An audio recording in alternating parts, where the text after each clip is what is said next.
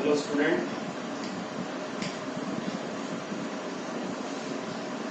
बेटा miscellaneous exercise और question number 8 इसको डिस्कस करेंगे। ठीक है, मिसलेनियस एक्सरसाइज का क्वेश्चन नंबर 8। चलिए शुरू करते हैं। क्वेश्चन नंबर 8 क्या?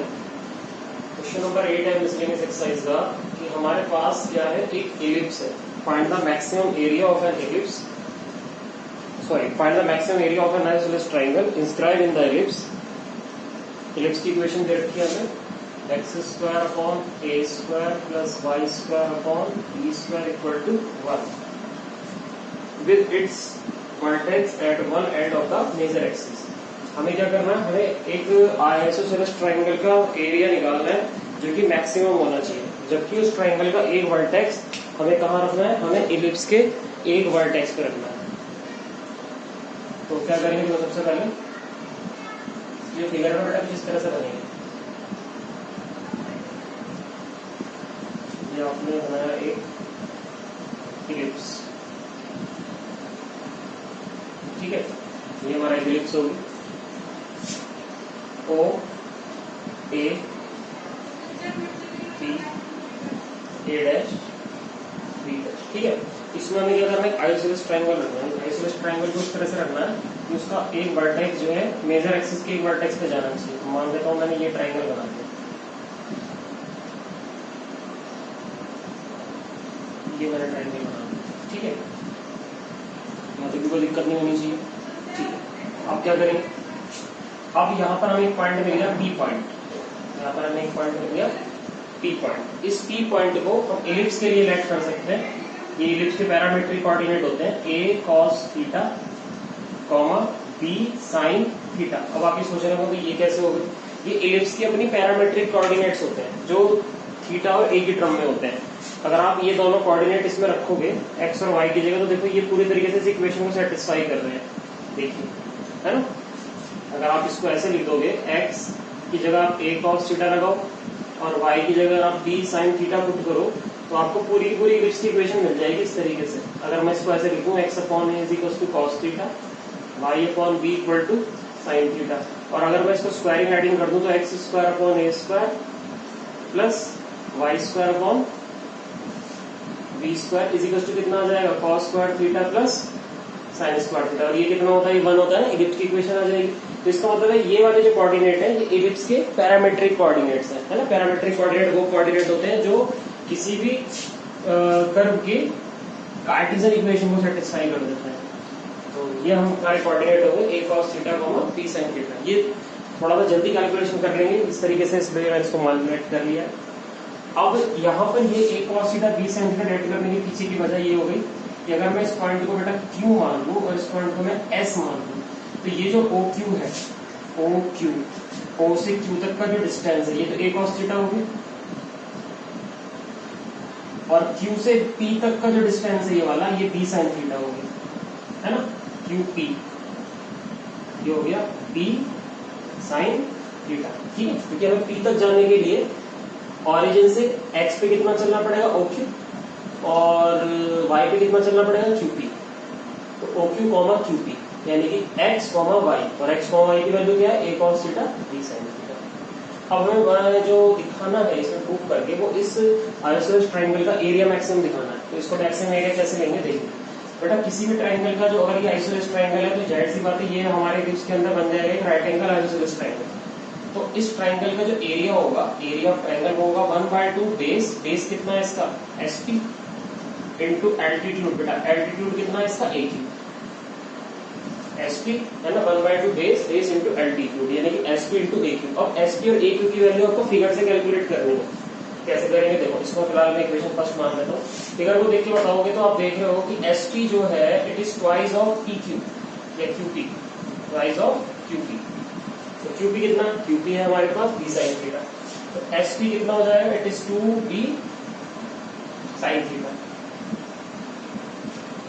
ठीक है, जब भी हम कोई ट्रायंगल ड्रॉ करते हैं, अगर वो ट्रायंगल हमारे पास आइसोसेलेस ट्रायंगल बन रहा है, तो ये जो है ना, ये बाइसेक्शन होता है। ठीक है, तो SP हो गया 2b sin थीटा, अब बात आती है ए क्यू की। ए क्यू कैसे कैलकुलेट कर सकते हैं भाई? ए क्यू जो है, ए क्यू को आप ध्यान से देखो तो ए क्यू है हमारे पास ओ ए माइनस ओ क्यू, ओ ए माइनस ओ क्यू। अब ओ ए कितना होगा? बिल्कुल सही बात है, यहाँ के कोऑर्डिनेट सबको पता है, a कॉमा 0 होते हैं। इट्स मीन दैट यहाँ से यहाँ तक का जो डिस्टेंस है ये तो a है, और ओ क्यू आपको पता है, ओ क्यू ये है, तो यानी कि a minus A cos theta, ये ए क्यू हो गया। A Q is A minus A cos theta, A Q मिल गया हमें। अब एपी और एसपी और ए क्यू की वैल्यू इक्वेशन नंबर फर्स्ट में पुट कर दो, तो एस एरिया आ जाएगा 1/2 इंटू एसपी। एसपी कितना है? 2b साइन थीटा इंटू ए क्यू कितना है? ए क्यू है बेटा a minus A cos theta. तो 2 से 2 कैंसिल हो रहा है, वहां से हमने a कॉमन ले लिया, तो a इक्वल टू कितना आ गया? a इक्वल टू आ गया a into b sine theta, a into b sine theta bracket 1 minus cos theta, a is equals to a b sine theta bracket 1 minus cos theta. थोड़ी सी video cut गई होगी, आप सभी भी समझ जाना। मैं थोड़ा यहाँ साइड में लिख देता हूँ कि a जो आ रहा है हमारे पास बेटा, a आ रहा है a into b sine theta into 1 minus cos theta. तो हम क्या कर सकते हैं, अगर हम इसकी मल्टीप्लाई अंदर कर दें तो हमें मिल जाता है sign theta minus sine theta into cos theta. ठीक है, अब यहाँ पे ध्यान दो, तो ये साइन थीटा है, ये साइन थीटा कॉस थीटा है। हमने पढ़ा है जब sine theta cos theta multiply में होते हैं तो हम उसकी साइन टू थीटा बना सकते हैं। कैसे बना सकते हैं, इसको थोड़ा सा मैं और सिंप्लीफाई कर दूं यहीं पर ही। तो इसमें मैंने मल्टीप्लाई करा 2 से, डिवाइड करा 2 से, ये हो गया 2 sine theta into cos theta. तो a इक्वल टू कितना आ गया? A b sine theta minus half, ये कितना हो गया? Sine 2 theta, half sine 2 theta. तो ये मेरी इक्वेशन नंबर 2 बन गई, और ये 1 वेरिएबल थीटा में कन्वर्ट हो गया आ गई मेरे पास, देखिए, है ना। तो हम क्या करेंगे, अब इसको डिफरेंशिएट करेंगे, not differential with respect to theta, not differential with respect to theta, theta के रेस्पेक्ट में इसको डिफरेंशिएट कर देते हैं। चलिए करते हैं थीटा के रेस्पेक्ट में डिफरेंशियल, तो differential with respect to theta. कौन सी इक्वेशन? इक्वेशन नंबर सेकंड में।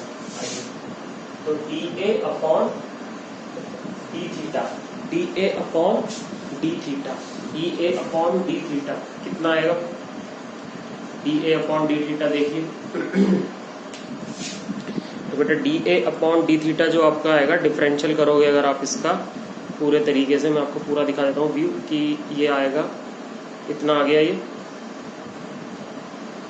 ठीक है, इसको समझ में यहाँ देख लें। उसके बाद फिर हमने इसको यहाँ लिख दिया था इस तरीके से। अब हम करने वाले हैं इसका differential d a by d theta निकालना चाह रहे हैं। ठीक है, तो d a by d theta देख लेते हैं, d a by d theta कैसे निकालेंगे। ए बी साइन थीटा का डिफरेंशियल कितना आ जाएगा? Cos theta minus 1/2 sine theta का डिफरेंशियल कितना आ जाएगा? कॉस 2 थीटा, और 2 थीटा का डिफरेंशियल कितना आ जाएगा? 2। ये अभी इक्वेशन नंबर 3 आपके पास, this is equation number 3। Okay,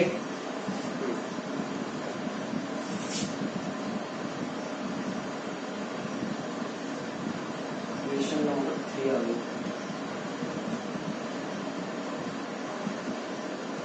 हाँ जी, अब क्या करेंगे, इक्वेशन नंबर 3 बन गई। इक्वेशन नंबर 3 बनने के बाद हमें इसको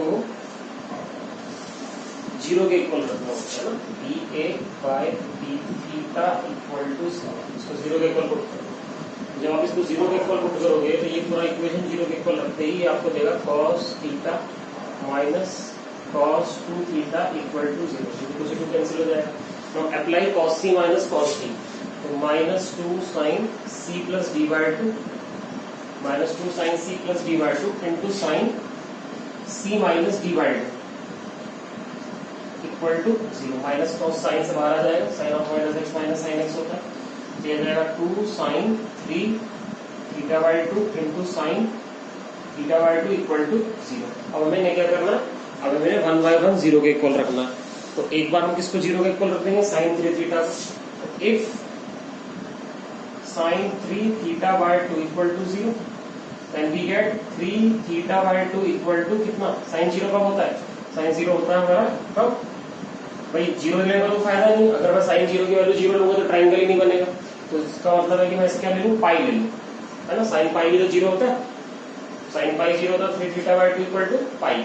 तो बेटा इसका मतलब कितना हो जाएगा, थीटा की वैल्यू आ जाएगी यहाँ से हमारे पास 2 पाई अपॉन 3। थीटा की वैल्यू कितनी आ जाएगी, 2 pi upon 3। Theta is 2 pi upon 3। Theta की वैल्यू आ जाएगी 2 पाई अपॉन 3। ध्यान से देखिए, थीटा इज 2 पाई अपॉन 3 आ जाएगा। अगर हम साइन 3 थीटा बाय 2 को 0 रखेंगे तो साइन 0 0 होता है, अगर मैं साइन 0 0 लूंगा तो थीटा 0 आएगा, 0 से तो ट्राइंगल ही नहीं बनेगा। तो if we takes pi, sine pi भी तो 0 होता है, then we get 3 theta by 2 equal to pi and theta equal to 2 pi by 3। तो बेटा यहां से ना मुझे थीटा की वैल्यू मिल गई 2 पाई बाय 3 मिल गई। अब क्या करेंगे, हाँ जी अब क्या करना चाहिए हमें, अब आप बताओ सोच के, अब हमें क्या लेना चाहिए इसमें वैल्यू को, नेक्स्ट वैल्यू। अब हमारी साइन थीटा बाय 2 को 0 रखना है हमें। Now we get sine theta by 2 equal to 0 रखो आप।